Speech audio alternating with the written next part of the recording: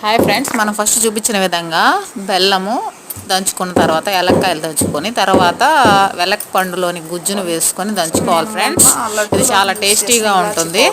మీరు కూడా ట్రై చేయండి ఫ్రెండ్స్.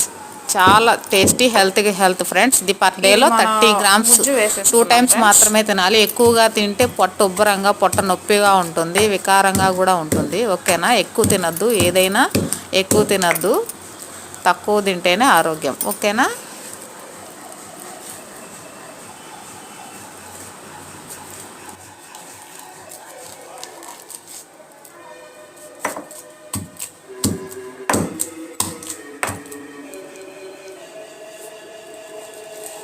ఇలా దంచుకున్నాక పక్కన పెట్టేసుకోవడమే ఫ్రెండ్స్. ఇంతేను, దీన్ని స్పూన్తో తీసుకొని తినడమేను. చాలా ఎమ్మీగా, చాలా టేస్టీగా ఉంటుంది. అసలు స్మెల్ ఎదిరిపోతుంది ఇది దంచేటప్పుడు. ఏలక్కాయ స్మెల్,